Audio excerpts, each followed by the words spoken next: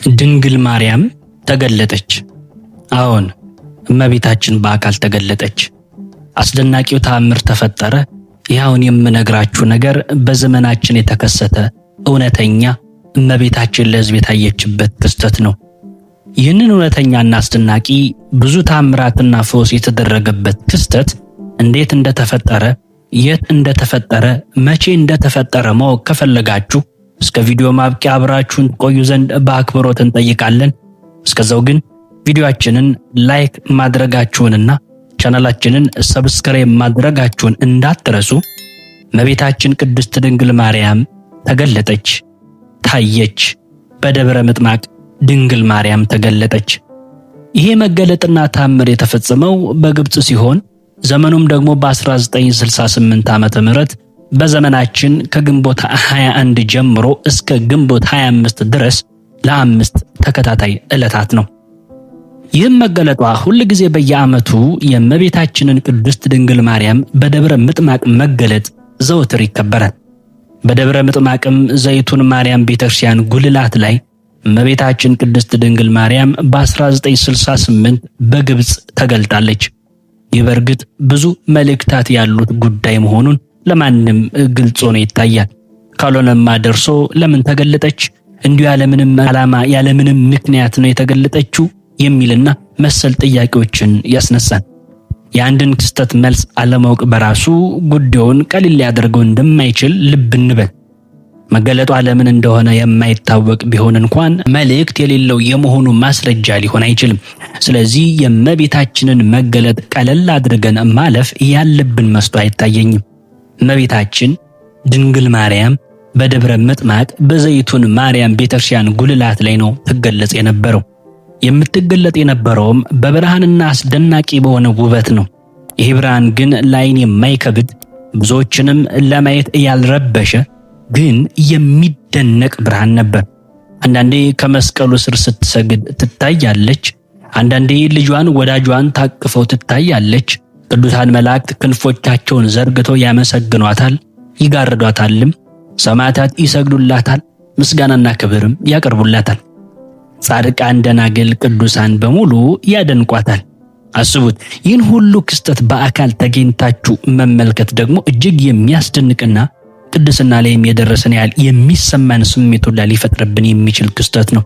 የሚያስደንቀው ግን የሚያስገርመው ግን ይሄ መገለጥ ለሚያምኑት ወይም ለክርስቲያኖች ብቻ ሳይሆን ለማያምኑትም ለአሕዛቦችም መሆኑ ነው። ይህንንም ደግሞ እንመለስበታለን። በአጭሩ አማናዊቷ ቤተ ክርስቲያን ትገለጣለች ማለት ነው። ይህን ህብረታዊነት መመልከት እንዴት ያረካ ይሆን? የክርስቲያን ናፍቆቱ ወደዚህ ማህበር ውስጥ ከመግባት በቀር ምን ሊሆን ይችላል? እንግዲህ ይህን አስደናቂ መገለጥ እንዴት በመጨመጫ ዓይን ልናየውና መልእክቱን ልንዘረጋ እንችላለን? ተስፋችንስ ከንቱ አለመሆኑን ከዚህ በላይ ምን ማሳያ እንሻለን? ይህ አንድነት ከጥልቅ ልባችን እንድንመኝ ለማድረግና ዓለም ጣዕሟ ከዚህ ህብረት አንጻር መራር መሆኑን ተረድተን ወደዚህ ህብረት ለመግባት መትጋት፣ መውደድና መፈለግ ይጠበቅብናል። እመቤታችን የተገለጠችው በጉልላቱ ላይ ነው።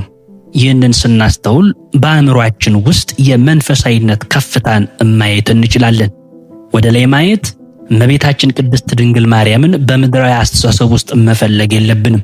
በሌላ በማንኛውም ዓለማዊ ነገር ውስጥ የምናገኛት አይምሰለን። ያ ማለት በዘረኝነት፣ በስድብ፣ በጥላቻ፣ በክፋት፣ በዝሙት፣ በመዳራት፣ በዘፈን፣ በጭፈራ በመሳሰሉት ውስጥ ድንግል ማርያምን አናገኛትም። እመቤታችን ያለችው በጉልላቱ ላይ ነው፣ ከፍ ባለ መንፈሳዊ ሕይወትና የቀና አስተሳሰብ ላይ። እርሷን በእርግጥም እናገኛታለን። ስለዚህ ወደ ላይ እንውጣ። በእርሷ ቤተ ክርስቲያን እርሷን እንያት። በእርሷ ቤተ ክርስቲያን ውስጥ ተገኝተን በኃጢአታችን ምክንያት እርሷን ሳናይ እንደ መቅረት ያለ ምን ጉዳት አለ? ስለዚህ ከፍ እንበል፣ ከፍ ወደ ላይ በጣም ከፍ እንበል። ለዚህ ነው ሁል ጊዜ ልቡናችሁን ከፍ ከፍ አድርጉ፣ እየቆማችሁበትንም አስተውሉ፣ ለጸሎት ተነሱ ወይም ምስጢር ለማየት ተነሱ። እንግዲህ እነዚህ ወደ ላይ ማንሻዎች ናቸው። እመቤታችን በእነዚህ መነሻዎች ከፍ ብለን እንመለከታታለን። በጽድቅ ሥራ፣ በመንፈሳዊ ከፍታ፣ በመንፈሳዊ ምግባር፣ በንስሐ ተመልሰን በስጋው ደሙ ከብረን ከፍ ስንል ድንግል ማርያምን እናገኛታለን። በእርግጥ ድንግል ማርያምን ብቻ አይደለም፣ ቅዱሳኑንም እናገኛለን፣ እግዚአብሔርንም እናገኛለን፣ መላእክቱንም እናገኛለን። በቤተክርስቲያን ኅብረት ውስጥ ስናልፍ የግድ ራሳችንን አንጽተን መሄድ፣ ራሳችንን አንጽተን መጓዝ ይጠበቅብናል። ምክንያቱም እግዚአብሔር ንጹሕ ነው፣ ቤተክርስቲያን ንጹሕ ነች፣ ድንግል ማርያም ንጹሕ ነች፣ ቅዱሳን መላእክት ንጹሕ ናቸው፣ ቅዱሳን ጻድቃን ንጹሐን ናቸው። እኛም በንጽህና በቅድስና መጓዝ ከቻልን የትኛውንም መንፈሳዊ ከፍታ ላይ መድረስ፣ የትኛውም ቅዱስ ወይም የትኛውም ቅዱስን በብቃት መመልከት እንችላለን። ወደ ከፍታው ከፍ እንላለን። ሌላው ከላይ እንደ መግቢያ እንዳነሳ ነው እመቤታችን በሰዓቱ ስትገለጥ ለአጥኡም ለጻድቁም ለአማኙም ለካህዲውም መሆኑ ደግሞ ሌላው አስደናቂ ነገር ነው። እስቲ ልጠይቃችሁ፣ እመቤታችን ስትገለጥ በአካል ብታዩ ምን ይሰማችኋል? እስቲ ለ3 ሰከንድ ያክል አስቡት። እንደው ምን ምትሏት ይመስላችኋል? በድንጋጤ ቆማችሁ ፈዛችሁ ምታዩት? ያ በቅዳሴ ማርያም የምናውቃት በእነ አባ ጽጌ ድንግል፣ በእነ አባ ጊዮርጊስ ዘጋስጫ፣ በእነ አባ ሕርያቆስ፣ በእነ ቅዱስ ኤፍሬም ሶርያዊ ስትመሰገን በሰማነው ልሳንስ እናመሰግናት ይሆን? ወይስ ሰልፊ ለመነሳት ስልካችንን እናወጣለን? ወይስ የቤታችንን ችግር፣ የኑሯችንን ጉስቁልና፣ የጓዳችንን ጎደሎነት፣ የጤናችንን መቃወስ ታስወግድልን ዘንድ እንጠይቃት ይሆን? መንፈሳዊና ልባም ክርስቲያን ከሆንን ምናልባት እንደ ቅዱስ ኤፍሬምና እንደ አባ ሕርያቆስ ፍቅርሽ በልቤ ጣዕምሽ በከንፈሬ አኖረሽ ያለማቋረጥ ላመስግንሽ ልንል እንችል ይሆናል። ወይም ደግሞ እናቴ ሆይ በኃጢአት ጎስቁያለሁ፣ በበደል ደቅቄያለሁና እኔ ኃጢአተኛ ልጅሽን ማሪኝ፣ ከአምላክሽና ከአምላኬማ ማልጂኝ እንላትም ይሆናል። እናም ይሄ መገለጧና በከፍታው መገለጧ ርዕርተ ሕሊና መሆኗን ያመለክታል። የቆሰሉ ነፍሳትና የቆሰሉ ሕሊናዎችን ለማከም ለሚያምኑት መጽናኛ ልትሆን ድንግል ማርያም ተገለጠች።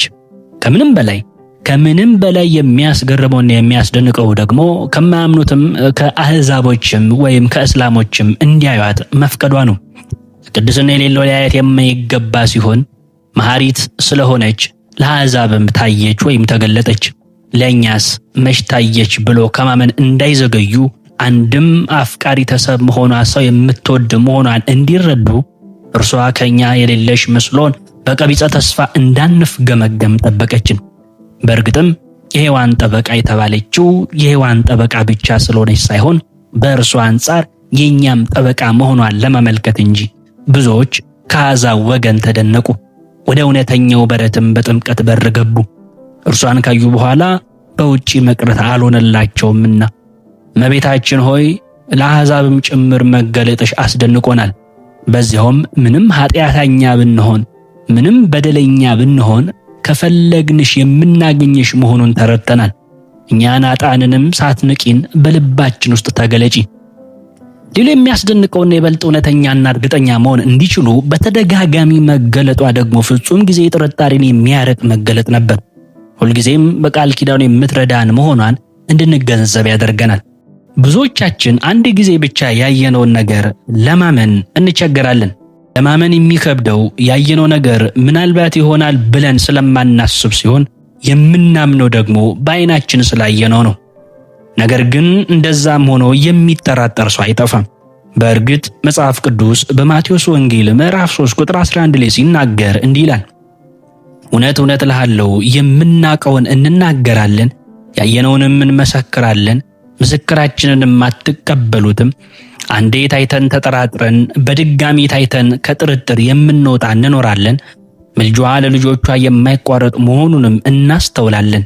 ከዚሁ ጋር ተያይዞ ለረጅም ሰዓት ማለትም ከ2 ሰዓት እስከ 3 ሰዓት መታየቷም በአንድ በኩል የእርሷ መገለጥ ምታት አለመሆኑን፣ በሌላ በኩል እኛን የምትፈልገንና ፍለጋዋም ጽኑ መሆኑን ያስረዳል። እንግዲያውስ እርሷ እየፈለገችን ወዴት እንሮጣለን? እንዴት ከእርሷ ይልቅ ኃላፊ ነገሮችን ልናስቀድም እንችላለን? እንዴትስ በእርሷ ጨክነን ሰዓት የለኝም እያለን ከቅድስት ቤተክርስቲያን እንቀራለን? ወዳጆች ሆይ ይህ የእመቤታችን መገለጥ አሕዛብን የመለሰ መሆኑን ስትሰማ ከኃጢአት መንገድ መመለስና ንስሐ መግባት እንዳለብን አይነግርህምን? ኋለኞች አሕዛብ በመገለጧ በር በኩል ወደ ጽድቅ ሲገቡ ፊተኞቹ እኛ በኃጢአት መስኮት ስለምን እንወጣለን? በእመቤታችን መገለጥ ውስጥ ከመስቀል ስር ሆና መታየቷ ቀራንዮን በሕሊናችን ውስጥ ለመቅረጽ ካልሆነ በቀር ምን ሊሆን ይችላል? ወዳጄ ነገረ ማርያምን ስታይ በእርሱ ውስጥ ወደ ቀራንዮ ትገሰግሳለህ። የእናትነቷን ፍቅር ከመስቀሉ ስር ዝቅ ብለህ ትጠጣለህ። ቅዱሳን መላእክት ሲያመሰግኗት አይተህ በቸልታ ያሳለፍካቸውን ጊዜያት በማሰብ ታዝናለህ። መላእክት በክንፎቻቸው ሲጋርዷት አይተህ በልብ ውስጥ ፍቅሯን ሰውረህ ጣዕሟን በአንደበትህ በአስደናቂ ምስጋና ታጣጥማለህ። ልጇን ታቅፈው ስትገለጥ አይተህ ያለ እርሷ ልጇን የማታገኝ መሆኑን ትረዳለህ። ስለዚህ ወደ ጉልላቱ እመቤታችን ስትገለጥ ተመልከትና አንተም ጣዕሟን በአንደበትህ ለዓለም ግለጥ። አፍህን በዘፈን አታቆሽሸው፣ በሐሜትም አታዝገው፣ በጫጫታም አታጨቄው። በቅድስት ድንግል ማርያም ምስጋና አስውበው እንጂ። በጉልላቱ ላይ እመቤታችን ቅድስት ድንግል ማርያም ታይታ አሕዛብን እንዳሳመነች አንተም እርሷን በሕይወትህ ግለጣት። እንደ እርሷ ሰውን ሁሉ ያለ አድሎ ውደድ፣ ማንንም አትጥላ። የሚጠሉንም ክርስትናን ገልጠ ወደ በረቱ ሰብስባቸው። ኃጢአትን ፈጽሞ ጥላት፣ ከጠማማ ጋር አትጣመም። በእውነትና በንጽሕና መንገድ በመጓዝ በሰውነት ውስጥ ማርያማዊ ጣዕም ያለውን ሕይወት ግለጥ። ሰውነትህ የማርያም መውጫ ጉላት ይሁንና እርሷን ባንተ ውስጥ አይተው ይደነቁ። ክርስትና ማለት ክርስትናን የመግለጥ ሕይወት ነው። አዎ እመቤታችን ተገለጠች። በእኛም ሕይወት ትገለጥ፣ በእኛም ዕውቀት ትገለጥ፣ በእኛም ሥራ ትገለጥ፣ በእኛም ትዳር ትገለጥ፣ በእኛም አገልግሎት ትገለጥ። አሜን። የእመቤታችን የእናታችን የቅድስት ድንግል ማርያም ምልጃ ከሁላችን ጋር ይሁን። ውድ የያኖስ ቲዩብ ቤተሰቦች ከዚህ ታሪክ ብዙ ተምራችኋል ብዬ ስለማምን ቻናላችንን ሰብስክራይብ በማድረግ ቪዲዮ ስንለቅ ደግሞ እንዲደርሳችሁ የደውል ምልክቷን በመንካት ቤተሰብ ይሁኑ። ቪዲዮን ወዳችሁታል ብዬም ስለማምን ላይክ ማድረጋችሁን እንዳትረሱ። ወስብሐት ለእግዚአብሔር። ይቆየን።